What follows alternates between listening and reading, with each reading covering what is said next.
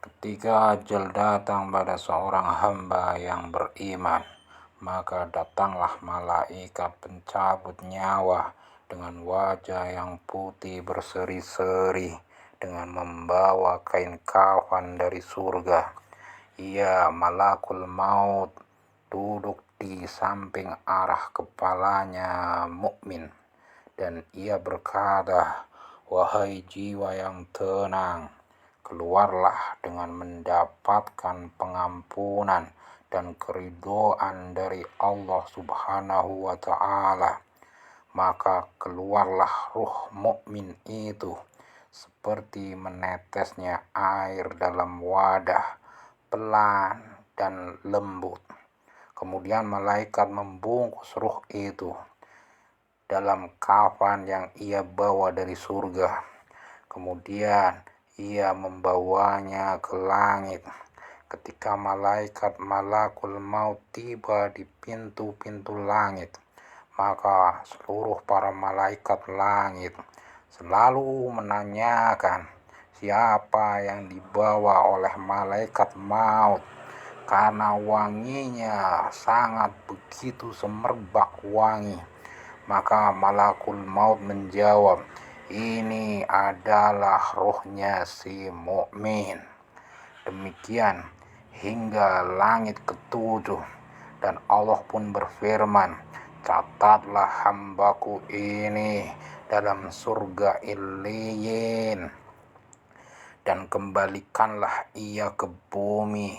Darinya aku menciptakannya, kepadanya aku akan kembalikan, dan darinya kelak aku akan keluarkan."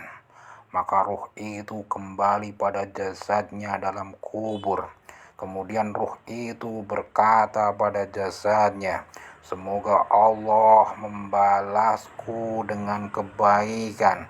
Engkau dan aku selalu bersegera dalam melakukan ketaatan kepada Allah, hingga aku kini selamat dan engkau pun selamat." Melihat pertemuan itu antara jasad dengan ruh, maka menangislah bumi, di mana ketika seorang mukmin itu hidup, digunakan dan dipakai dalam ketaatan kepada Allah. Bumi menangis selama 40 malam. Kemudian datanglah dua malaikat Mungkar dan Nakir. Keduanya mendudukan, kemudian bertanya kepada si mukmin, "Siapa Tuhanmu? Apa agamamu?" Lalu si mukmin menjawab, "Allah Tuhanku dan Islam agamaku." Mungkar dan Nakir bertanya lagi, "Siapakah lelaki yang telah diutus menyampaikan risalah ini kepada kalian?" Mukmin menjawab, "Beliau adalah Muhammad sallallahu alaihi wasallam, sang utusan Allah."